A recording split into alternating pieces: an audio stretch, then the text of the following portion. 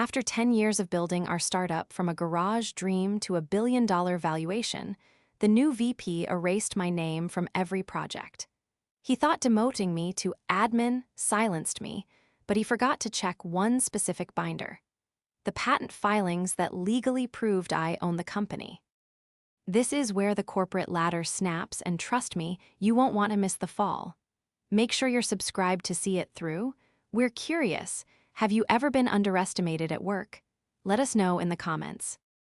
The notification didn't arrive with a bang. It arrived with a soft, innocuous ping that sounded exactly like the hundreds of other notifications that made up the background noise of my life for the last decade.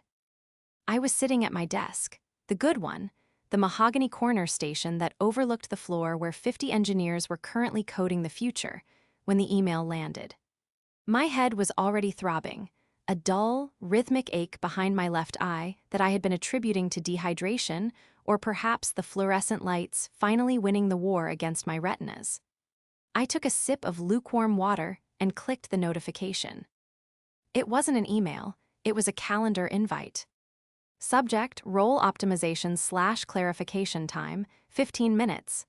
Attendees: Julian Thorne, VP of Strategy, Sarah Jenkins, HR Director. Location: Conference Room B, the Fishbowl. 15 minutes. You don't schedule 15 minutes to promote someone. You don't schedule 15 minutes to discuss a new strategy or a raise. 15 minutes is the exact amount of time corporate doctrine allocates for a surgical extraction. It is the time it takes to deliver a script, hand over a packet, and ask for a badge. My stomach turned over, a physical lurch that felt like the floor had dropped out of the building. The nausea hit me so hard I had to grip the edge of the mahogany desk, my knuckles turning white. I knew the company was changing. I knew the acquisition rumors were swirling like vultures. But I was the architect. That's what David, the founder, used to call me. The architect. I walked into the fishbowl. The glass walls were frosted just enough to blur the faces inside, but I could see the outlines. Julian was standing, checking his watch. Sarah was sitting, staring intently at a tablet in her lap, refusing to look at the door. When I entered, Julian didn't offer a hand. He didn't offer a seat. He just flashed a smile that was all teeth and zero warmth, a smile that looked like it had been focus grouped by a committee of sharks. "Elizabeth," he said, his voice smooth, practically vibrating with practiced empathy. "Thanks for popping in. We're doing some restructuring to align with the new vertical integration strategy, streamlining the operational hierarchy." I stood there, feeling the blood drain from my face, the headache spiking into a blinding lancet of pain. "Julian, I run operations. I built the hierarchy." "Right," he said, nodding dismissively, as if I had just commented on the weather. "And that was great for the startup phase. But we're scaling now. We need sharper optics, professionalized leadership. So, effective immediately, we're transitioning your responsibilities." He slid a single sheet of paper across the table. "We aren't letting you go," Sarah from HR added quickly, finally looking up. Her eyes were wide, terrified. She knew where the bodies were buried because I had helped her dig the holes. "This is just a reclassification." I looked down at the paper. The words swam before my eyes until they coalesced into a title that felt like a slap across the face. "New role, administrative support. Reporting to office manager." "We're moving the strategic operations to a new team," Julian continued, checking his watch again. "You'll handle logistics, scheduling, filing, supply inventory. We think it's a better fit for your skill set." I looked at him. I looked at this man who had been here for 3 months, a man who didn't know the difference between our server stack and a toaster oven. He was stripping me of 10 years of sweat equity, erasing my legacy, and handing me a job description for a receptionist. "You're making me a secretary," I whispered, the room spinning slightly. "We prefer administrative support," Julian corrected, his smile never wavering.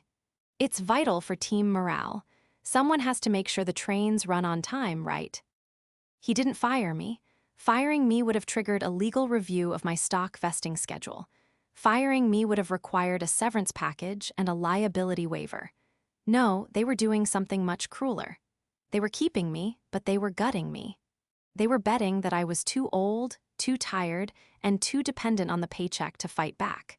They were betting that I would just fade away into the background. I walked out of that room with the paper in my hand, my legs feeling like lead. The betrayal wasn't just in the demotion, it was in the casual nature of it. It was the realization that to them, I wasn't the foundation of the building. I was just old furniture they wanted to move to the basement. But as the shock settled into a cold, hard knot in my chest, I realized something they hadn't. The betrayal was worse than the diagnosis itself, yes, but it was also their fatal mistake. The erasure began immediately. It wasn't a slow fade. It was a sudden, violent scrubbing of my existence from the company's digital soul.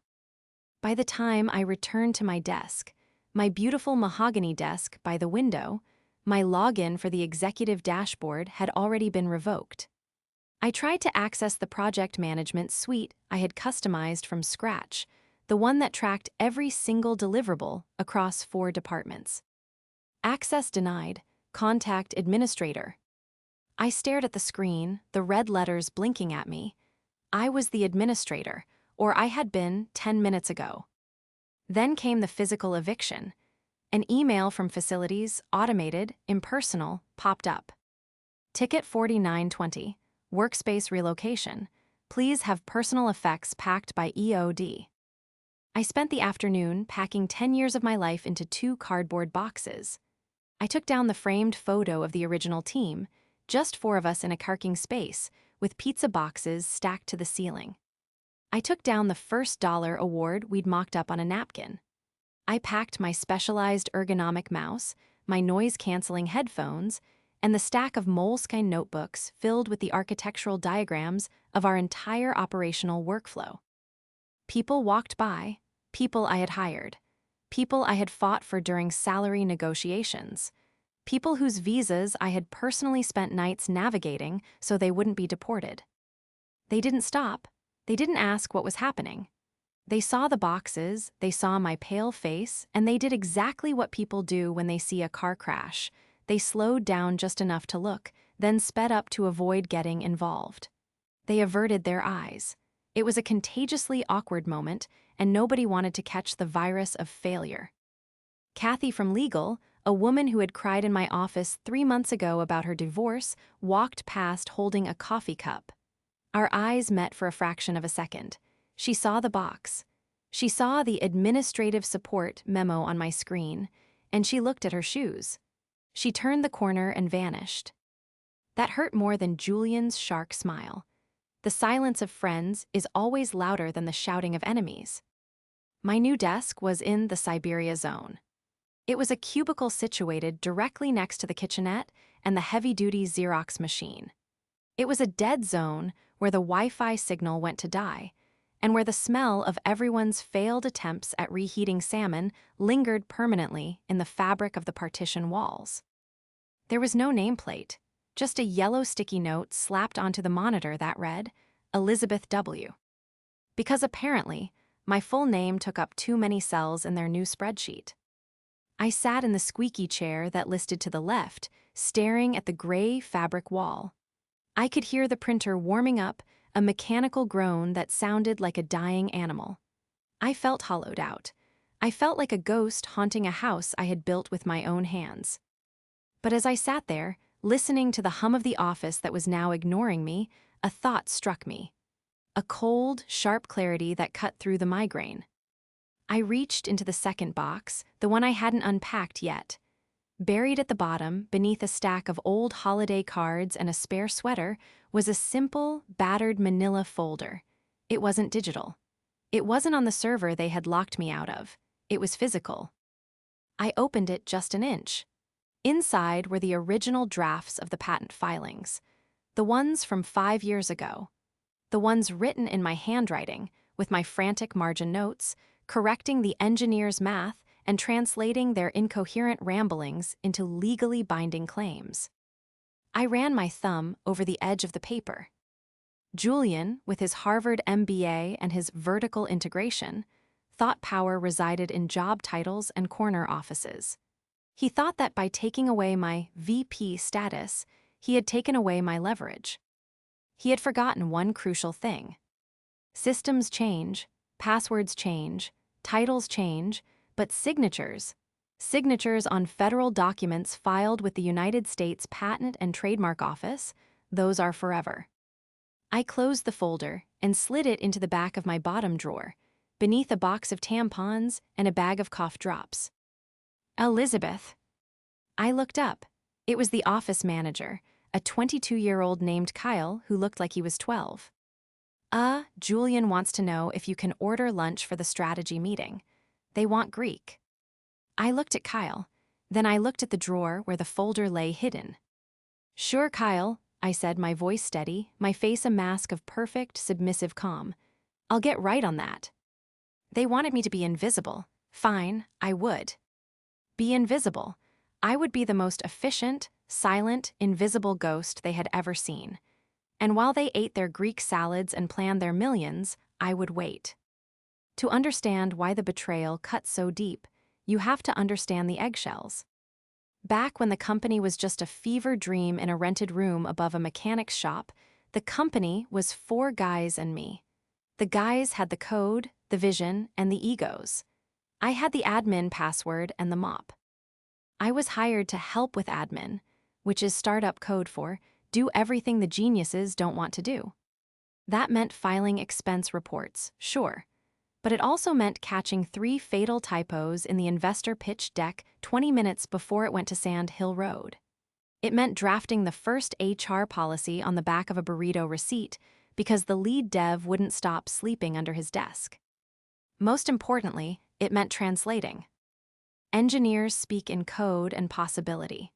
Lawyers speak in liability and constraints. If you put them in a room together without a translator, you get a lawsuit or a fist fight. I was the translator. I was the one who took the chaotic, rambling brilliance of our engineering team and distilled it into patent filings that wouldn't make a USPTO clerk swallow his stapler. I never asked for credit. I didn't need my name in lights. I knew that in the mythology of Silicon Valley, the founder is the hero and everyone else is just scenery. I was fine with that. I liked the quiet power of being the one who actually knew how the machine worked. But somewhere along the way, my name started popping up on the filings. Not because I begged for it, but because legal said it was cleaner.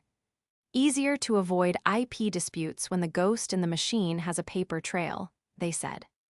I was the ghost, and I was content. Until the whispers started.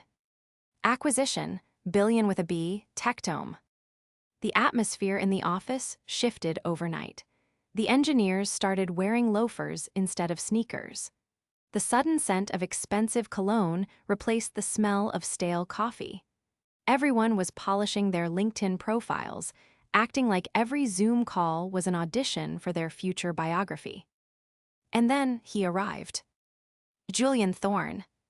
He was brought in by the board to groom the company for exit. He was everything the founders weren't. He was polished, slick, and utterly hollow. He wore dress shirts so starched they could have been used as ballistic armor, and he had a voice that sounded like he was constantly recording a podcast on thought leadership. I knew something was wrong the moment we met. It was his first day. He was making the rounds, shaking hands with the junior engineers, kids who still had Cheeto dust on their keyboards and couldn't make eye contact. Julian gripped their hands, looked them in the eye, and gave them that "I believe in you" nod. Then he got to me. I was standing 5 feet away, holding the meeting brief he was too important to read. I extended my hand. He didn't take it. He just gave me a limp, 2-finger wave, the kind of gesture you give to a waiter when you want the check, or the receptionist at a chain dentist's office. He looked right through me, his eyes sliding off my face as if I were part of the drywall. "And this is?" he asked, turning to David, the founder. "This is Liz," David said. "She runs ops. She's the connective tissue of the place." Julian laughed, a short, sharp bark of a laugh. Connective tissue. Right. Well, we need to see about hardening the skeleton, don't we? Connective tissue tends to get flabby. He walked away without another word. That was the moment. That was the moment I knew he was the enemy. Not because he was rude, I've dealt with rude men for 30 years, but because he was dismissive. He looked at a woman in her late 40s, standing in sensible shoes holding a binder, and he decided instantly, without a shred of data, that I was irrelevant. He was the archetype of the visionary executive. He spoke in buzzwords that bounced off the conference room glass like trapped flies. Streamline, verticals, lean operational cadence. We need to trim the fat, he announced at his first all-hands meeting, pacing the stage like he had just read one biography of Steve Jobs and thought he was ready to gut a company. I don't understand what most of you do, honestly, but I know that some of you are redundant. We are going to create a leaner, meaner vessel for this acquisition. He looked around the room, his eyes scanning the young, hungry faces. We are going to make you rich, he promised. The room cheered. I stood in the back, arms crossed, feeling the cold draft from the air conditioner, trimming the fat. I looked at David, the founder I had protected for a decade. He was standing next to Julian, nodding along, mesmerized by the promise of the payout. He caught my eye for a second, then looked away, guilt flashing across his face before he buried it. Under a smile. Julian Thorne didn't know it yet, but he hadn't just insulted a secretary. He had declared war on the architect. He saw a middle-aged woman and saw fat to be trimmed. He didn't realize that fat is sometimes the only thing keeping the nerves from being exposed to the cold. And it was about to get very, very cold. The replacement arrived on a Tuesday. Her name was Maddie, a 24-year-old with a resume full of internships at companies that no longer existed and a certificate in agile methodology that the ink was barely dry on. Julian introduced her to the floor as the new product systems liaison. It was a Frankenstein title, stitched together from words that used to belong to me. Maddie comes to us from a very exciting stealth startup, Julian announced, resting a hand on her shoulder like a proud father presenting a debutante. She's going to be modernizing our documentation flow, getting us off the legacy systems and onto something scalable. He didn't look at me, he didn't have to. The legacy system he was talking about was sitting 10 feet away, sorting the mail. I was told to train her. That was the final insult, or so they thought. Knowledge transfer, HR called it. I called it giving them the rope to hang themselves. Maddie was nice. That was the worst part. She was painfully, earnestly nice. She came to my cubicle with a notebook that had a unicorn sticker on it and asked, "So, where do we keep the IP tracker?" I looked at her. "The tracker isn't a place, Maddie. It's a SQL database linked to the backend of the engineering repo." She blinked. "Oh, do we have a login for that?" "I did," I said, my voice flat, "but it was revoked on Monday." "Oh, well," Julian said, "we're moving everything to Notion anyway. Can you just print out the list of patents for me?" I smiled. It wasn't a warm smile. It was the smile of a predator watching a gazelle limp into tall grass.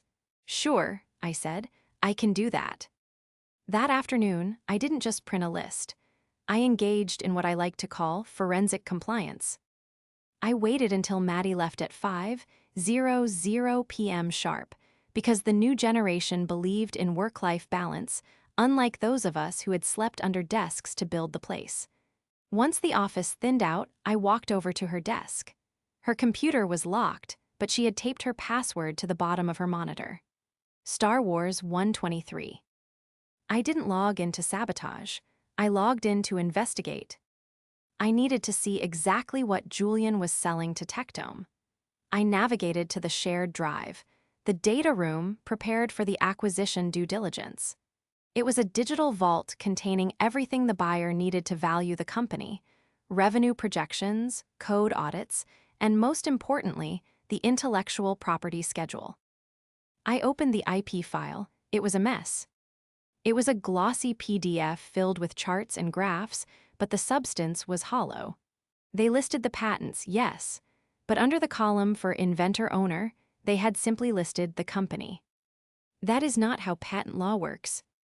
You can assign rights to a company, yes, but the inventor, the human being who actually had the idea, must be named. If the inventor isn't named, or if the inventor never signed a specific assignment of rights for that specific invention, the patent is contested. It is clouded. I scrolled through the list. Patent 8823, haptic feedback loop for surgical robotics. Patent 9104, algorithmic compliance checking in real time. I stopped breathing for a moment. I remembered writing patent 9104. It was 3 years ago. David, the founder, had been panicking because our code was flagging false positives during a crucial audit. He had thrown his hands up and said, "It's impossible to check this live." I had sat down with a cup of tea and a legal pad. I sketched out a logic flow, not code, but logic. If A happens, check B, but only if C is valid. I handed the sketch to the lead engineer. He built it. It worked. When we filed the patent, the lawyer, our old lawyer, a good man named Marcus who retired to Florida, had insisted. "Liz, you designed the logic. Your name goes on the line." I checked the data room file again. My name wasn't there. Julian had scrubbed the inventor column entirely, replacing it with a generic, corporate IP holding. He was lying to the buyer. He was selling a house while pretending the architect didn't have a key. I didn't delete the file. I didn't scream. I pulled a thumb drive from my pocket. I downloaded the original filing history from the USPTO website, public record, accessible to anyone who knows where to look, and I downloaded Julian's fraudulent summary from the data room. I had the lie.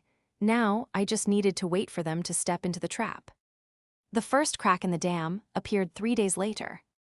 It started with an email to the general legal inbox, which, due to a beautiful oversight by it, I still had read-only access to. It was from Alina Vance, the lead counsel for T. CH Dome. Subject, query regarding IP chain of title urgent. Dear team, during our preliminary review of the patent portfolio, we noticed a discrepancy in the inventor attributions for the core logic series. The USPTO database lists a co-inventor named Elizabeth J. Mercer on 12 distinct filings. However, this individual does not appear on your current key personnel list or the cap table.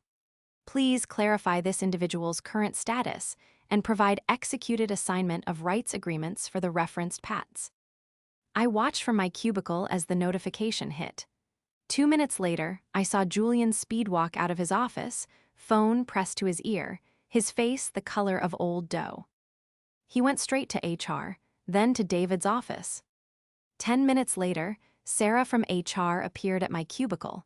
She looked like she was walking to a funeral. "Elizabeth," she squeaked, "Mr. Thorne would like to see you, in the strategy room." They didn't take me to the boardroom. The boardroom has glass walls, people can see in. They took me to the strategy room, a windowless box near the elevators usually used for storage. Julian was there. He was leaning against the table, trying to look casual, but his knuckles were white where he gripped the edge of the wood. David was there too, sitting in the corner, refusing to meet my eyes. "Liz," Julian said, pushing off the table with forced joviality. "Thanks for coming up, have a seat." I didn't sit. "I have a lot of filing to do, Julian. What do you need?" Right, the filing," he laughed nervously. "Look, we hit a tiny snag with the due diligence. Just a clerical thing, really. Standard boring legal stuff." He slid a document across the table. Affidavit of non-invention and retroactive assignment. It was a legal document stating that any contributions I made to the company's intellectual property were administrative in nature, and that I waived all claims to inventorship in exchange for a continued employment guarantee. "What is this?" I asked, though I knew exactly what it was. "It's just a cleanup form," Julian said, waving his hand. "Apparently, your name got auto-populated on some old forms. We just need to clarify to the buyer that you were, typing them up, not inventing them." He looked at me with that same smug expression he had worn on day one. He truly believed it. He believed that because I didn't know Python, I couldn't possibly have invented the logic.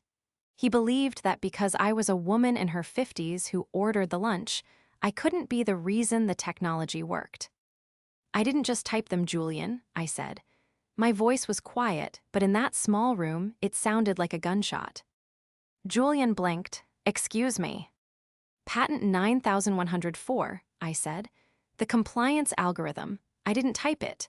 I designed the logic flow on a yellow legal pad because the engineering team was stuck in a recursion loop. David knows that. Don't you, David?" I turned to the founder. David flinched. He looked up, his eyes miserable. "Julian, she did help with the logic. The lawyers insisted we list her." "Help," Julian snapped, his mask slipping. "She's an admin, David. She orders the toner. We cannot go back to Tectome and tell them that a secretary owns 15% of the core IP." He turned back to me, his face hardening. The charm was gone. Now it was just the bully. "Sign the paper, Elizabeth. This acquisition is happening. I am not going to let a clerical error derail a billion-dollar exit. If you don't sign this, we'll have to reevaluate your position here. And I don't mean moving your desk." It was a threat, naked and ugly. I looked at the paper, then I looked at Julian. "No," I said. "What did you say?" I said no. I didn't shout, I didn't tremble. I felt a strange, cold calm wash over me. "I won't sign a lie. I am the co-inventor.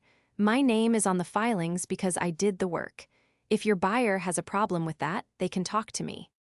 "You are insubordinate," Julian hissed, stepping closer. "You are risking everyone's payout. Do you have any idea how selfish you are being?" "Selfish?" I laughed. It was a dry, rusty sound. "I built the HR policy you used to demote me. I wrote the patent that gave you the valuation you're bragging about, and you put me by the trash can." I turned to the door. "If you leave this room without signing," Julian shouted, "don't bother coming back." I stopped with my hand on the doorknob. "I think I will come back, Julian, because until I sign away my rights, I'm not just an employee, I'm a stakeholder, and I think I'll go check my email now." I walked out. I left them in the windowless room, staring at the unsigned paper. I knew Julian would try to spin this. He would try to forge it, or bury it, or lie. But he couldn't, because the emails were already flying. The next morning, the atmosphere in the office had shifted from nervous excitement to impending doom. Julian tried to regain control.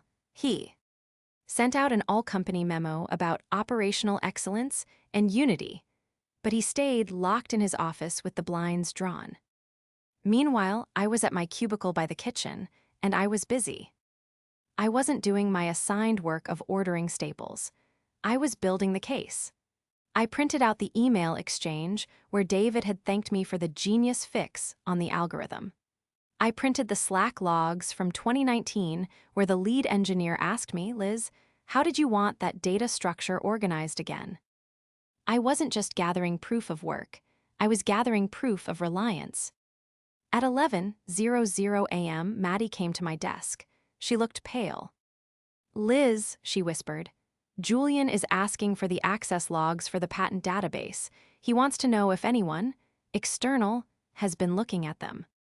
"Tell him the USPTO is a public website, Maddie," I said, not looking up from my sorting. "Anyone can look at them, even lawyers from other companies." "He's really mad," she said, her voice trembling. "He's yelling at David, he said. He said you're holding the company hostage." "I'm not holding anything hostage," I said, finally looking at her. "I'm just refusing to let them steal the furniture while I'm still living in the house." Maddie looked at me, really looked at me for the first time. She saw the stacks of paper. She saw the determination. And for a second, I saw the fog of corporate buzzwords lift from her eyes. She nodded slowly, then walked away. She didn't report back to Julian immediately. I saw her go to the bathroom instead. The stakes escalated at noon. A courier arrived. A uniformed man with a serious face carrying a thick, leather-bound binder. He didn't stop at the reception desk. He walked straight to the glass doors of the executive suite. I knew what it was. It was the IP audit query from Tectome. The office went silent as the courier handed the binder to Sarah from HR. She took it like it was a bomb. 10 minutes later, the shouting started. It was muffled by the glass, but you could hear the tone. Julian was screaming. David was trying to calm him down. Then, the door to the executive suite opened, and David walked out. He looked 10 years older than he had yesterday. He walked down the long hallway, past the rows of engineers who were pretending to code, past the project managers who were holding their breath. He walked all the way to the back, to the kitchenette, to my cubicle next to the printer. "Liz," he said, his voice was hoarse.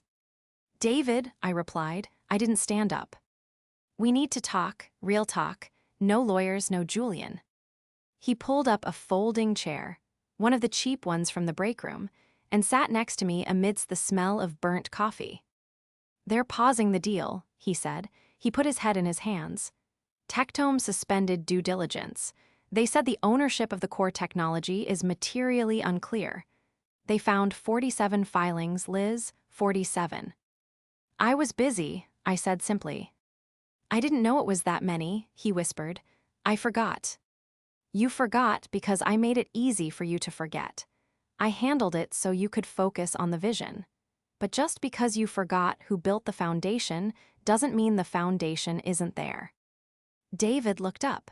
"Julian wants to fight you. He wants to claim you were doing work for hire and that your job description didn't include invention, therefore the IP belongs to the company automatically." "He can try," I said, "but my job description for the first 4 years was office administrator.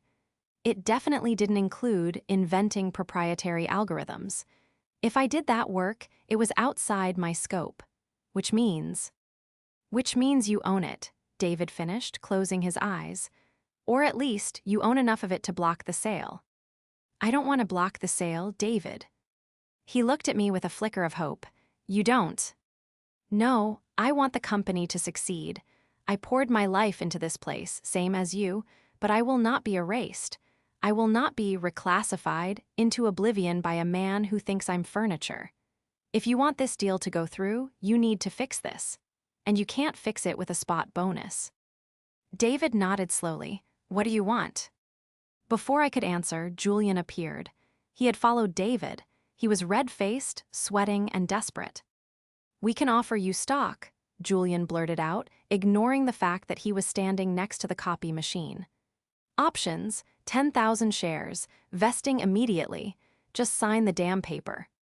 I looked at Julian. Then I looked at the binder in David's hand, the audit binder from Tectome. "I don't think you understand, Julian," I said, standing up slowly. "I don't want options. Options are for employees." I reached over and took the binder from David's hands. It was heavy. "I want my seat back," I said, "and I want to talk to the buyer, directly." "You can't talk to Tectome," Julian scoffed. "You're administrative support." "Actually," I said, opening the binder to the first page, my name was highlighted in neon yellow by the buyer's lawyers. "According to this, I'm the primary asset you're trying to sell. So, I think they'll be very interested in what I have to say." I slammed the binder shut. "Set up the meeting, David, tomorrow, or I call a leaner Vance myself." The meeting was scheduled for 9:00 a.m. It was the kind of meeting that didn't appear on the general calendar. A black ops gathering where the air conditioning is set to freezing and the water comes in glass bottles instead of plastic. I arrived at 8:45 a.m. I was wearing my best blazer, the charcoal one I usually reserved for board meetings I was no longer invited to. I walked past the reception desk, past the open plan office where the whispers were already circulating like a contagion, and straight to the executive wing. Julian's assistant, a nervous young man named Greg, tried to intercept me. Ms. Mercer, I don't think you're on the list for the strategy sync." "It's not a sync, Greg," I said, not breaking stride. "It's a deposition, and I'm the evidence. I pushed open the double glass doors of the main boardroom. The tableau inside was almost comical in its tension. On one side of the long oak table sat Team Julian. Julian himself, looking like he hadn't slept in 48 hours, David, looking like he wished he could dissolve into the carpet, and Sarah from HR, who was frantically taking notes on a blank pad. On the other side sat the money, 3 lawyers from Tectome, led by Eleanor Vance. She was a woman of about 60 with silver hair cut in a sharp bob and glasses that probably cost more than my car. She didn't have a laptop. She had the binder, my binder. When I walked in, the silence was absolute. It wasn't the silence of a library. It was the silence of a bomb squad watching the timer tick down. "Elizabeth," Julian said, his voice cracking slightly. He stood up, smoothing his tie with a twitchy, jerky motion. We weren't expecting you until the breakout session." "I think we're past the breakout session, Julian," I said calmly. I walked to the empty chair at the foot of the table, the neutral ground between the buyer and the seller. I pulled it out, the legs scraping against the floor with a sound that made David wince, and sat down. "Ms. Vance," I said, nodding to the silver-haired woman, "I believe you had some questions about the assignment chain for the compliance algorithms." Eleanor Vance looked at me over the rim of her glasses. Her expression was unreadable, but her eyes were sharp. She tapped a manicured finger on the open page of the binder. "Ms. Mercer," she said, her voice cool and authoritative, "Mr. Thorne has just been explaining to us that your inclusion on these 47 patents was, in his words, a clerical artifact of the startup process. He claims you acted as a scribe, transcribing the ideas of the engineering leadership." She paused, letting the words hang in the freezing air. "Is that an accurate assessment of your contribution?" I looked at Julian. He was staring at me, his eyes pleading, begging me to play along, to be the good little admin who cleans up the mess and stays quiet. "Just sign the paper, Liz. Just disappear." I looked at David. He was staring at the table, unable to face the reality of what he had allowed to happen. Then I looked back at Eleanor. "No," I said clearly, "that is not accurate." Julian exhaled sharply, a noise like a tire springing a leak. "Now, Liz, let's not get into semantics regarding." "It's not semantics, Julian," I cut him off. "I didn't raise my voice. I didn't have to. It's architecture." I reached into my bag and pulled out my own folder, the battered manila one with the coffee stains on the corner. I opened it and slid a single document toward Eleanor. "This," I said, pointing to a hand-drawn diagram on yellow legal paper, "is the original logic tree for the haptic feedback loop, dated 4 years ago."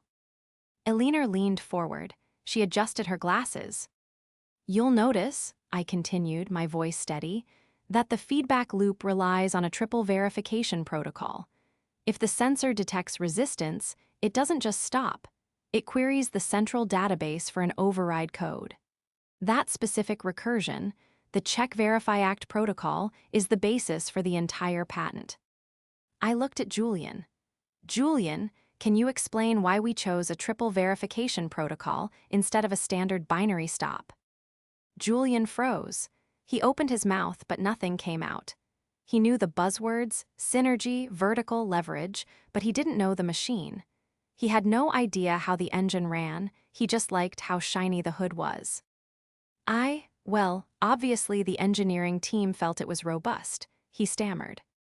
"The engineering team wanted a binary stop," I corrected him. "Raj wanted to kill the motor immediately upon resistance. I overruled him. I argued that in a surgical setting, a sudden stop could cause tissue tearing. The Check Verify Act protocol allows for a microadjustment instead of a hard halt. That decision saved the prototype. And that decision is why my name is on line one of the filing." I turned back to Eleanor. "I didn't transcribe that idea, Ms. Vance. I fought for it. I designed it. And I wrote the claim language that protects it." Eleanor studied the yellow paper. She traced the lines of my handwriting. Then she looked up at Julian, her expression shifting from curiosity to cold disdain. Mr. Thorne, she said, you told us Ms. Mercer was administrative support. She is, Julian insisted, sweat now visible on his forehead. Look at the org chart. She orders the catering. She handles the logistics. I handle the logistics now, I said, because you demoted me 3 weeks ago to hide me from the due diligence team. You buried the architect because you thought the buyer would prefer a clean cap table over a messy reality. This is ridiculous, Julian laughed, a high-pitched, desperate sound. David, tell them she's just upset about the restructuring. David finally looked up. The room centered on him. The founder. The man who had started this with me in a room that smelled like old tires. He looked at Julian, the slick MBA who promised him $1 billion. Then he looked at me, the woman who had fixed his pitch decks, translated his manic visions, and saved his company from a dozen lawsuits. He looked at the yellow paper on the table. She's right, David said softly. David, Julian hissed. She's right, David said, louder this time. He pushed his chair back. She didn't just type it, Julian. She fixed the logic, the recursion loop. That was Liz, the compliance shield. That was Liz. We wouldn't have passed the audit without her. David turned to Alina. We lied, or I let him lie. Liz isn't admin. She's the reason the tech works. Julian slammed his hand on the table. This is sabotage. She is holding the deal hostage for a payout. This is extortion. Alina Vance closed the binder with a snap that sounded like a gavel. Mr. Thorne, she said, her voice like ice water. Tectome acquires technology, not narratives, and we certainly do not acquire companies with fraudulent IP assignments. As of this moment, the valuation of this company is 0. The color drained from Julian's face so completely he looked like a corpse. 0. Unless, Alina continued, turning her gaze to me, we can verify the chain of title with the actual inventor. She looked at me. It wasn't a look of charity. It was a look of negotiation. She recognized a peer. Ms. Mercer, Alina said, if we were to proceed, we would need to restructure the deal. We would need the inventor to be in a position of authority to guarantee the technology's roadmap. We would need the administrative support to be removed from the equation. I agree, I said. What are your terms? She asked. I didn't look at Julian. He was finished. I looked at David. I want the lie corrected, I said. I want my title back, and I want the man who tried to erase me out of the building before lunch. The downfall of Julian Thorne was not dramatic. There were no security guards dragging him out by his ankles, no weeping in the lobby. It was quiet, swift, and absolute, the corporate equivalent of a deletion. 10 minutes after the meeting ended, Julian's access to the building was revoked. I watched from the window of the boardroom as he walked to his car, carrying a single box. He didn't look back. He got into his leased BMW, and just like that, the strategic visionary was gone. The buzzwords evaporated with him. The reconstruction took longer. The deal with Tectome was paused for 48 hours while the lawyers, real lawyers, not the ones Julian had browbeaten, redrafted the employment agreements. On Friday morning, David came to my cubicle. It was the last time anyone would visit me there. Liz, he said. He was holding 2 cups of coffee. Not the Keurig sludge, but actual coffee from the shop down the street. He handed one to me. I'm sorry, he said. It was simple, no excuses, no Julian made me do it. Just the raw admission of failure. You got greedy, David, I said, taking the coffee. You saw the $1 billion and you forgot how you earned the first dollar. I know, he said. I thought we had to grow up. I thought growing up meant wearing suits and hiring guys like Julian. I didn't realize we were already grown-ups. He pulled an envelope from his pocket. The board met last night. Tectome approved the new structure. In fact, they insisted on it. I opened the envelope. Inside was a contract. Role Chief Innovation Officer. Equity stake, restored and adjusted, founding partner status. Reporting to CEO. I read it twice. Chief Innovation Officer. Alina Vance suggested it. David smiled weakly. She said if you're the one inventing the safety protocols, you should probably be the one leading the lab. And she wants you on the integration team. She said she doesn't trust anyone else to migrate the data. I looked around the cubicle, the gray walls, the sticky note with Elizabeth W., the printer humming its dying song. I'm going to need a better office, I said. You can have Julian's, David offered. It has a view. No, I said. I don't want Julian's office. It smells like desperation and hair gel. I want my old corner back. The one by the engineering pit. I need to be close to the work. David nodded. Done. The reconciliation wasn't instant. Trust is like a mirror. Once it's broken, you can glue it back together, but you can still see the cracks in the reflection. But as the weeks went on, the rhythm returned. The engineers stopped hiding. The verticals and synergies were replaced by actual product roadmaps. Maddie, the girl who had been hired to replace me, came into my new office a week later. She was terrified, holding a resignation letter. I assume you want me to go, she said, tears in her eyes. Since I was, his hire. I looked at the letter, then at Maddie. She was young, she was inexperienced, but she was smart. She had figured out the database issue before anyone else. Sit down, Maddie, I said. She sat. Do you know how to run a pat query on the USPTO database? I asked. Yes, she sniffled. You taught me. Good, because we have 47 filings to update, and I don't have time to do the paperwork. I need a deputy of operations. Are you interested? Her jaw dropped. You want me to stay? I don't fire people for being young, Maddie. I fire people for being incompetent. You're not incompetent. You were just led by an idiot. She smiled. It was a real smile this time. The acquisition closed 3 months later. It was the headline of every tech blog in the Valley. Tectome acquires rising star for $1.2 billion. There was a party. Champagne, speeches, confetti. David gave a toast. He thanked the investors, the engineers, the lawyers.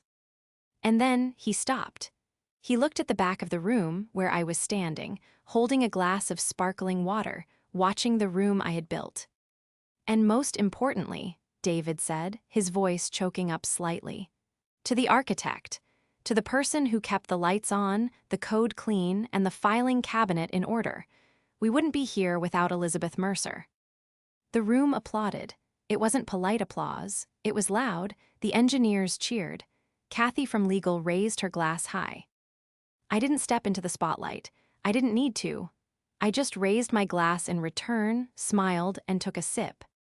They say that in business, you should never make yourself indispensable because then you can never be promoted. I disagree. You should make yourself indispensable, and then you should make sure you have the receipts to prove it. Julian Thorne thought he could erase me because I was quiet. He thought power was noise. He thought authority was a title. He forgot the oldest rule of construction. The paint might be what people see, but it's the beams behind the wall that hold the roof up. And if you try to remove the beams, the whole house comes down on your head. I'm Elizabeth Mercer. I'm not admin support. I'm the architect, and I'm never going to be invisible again.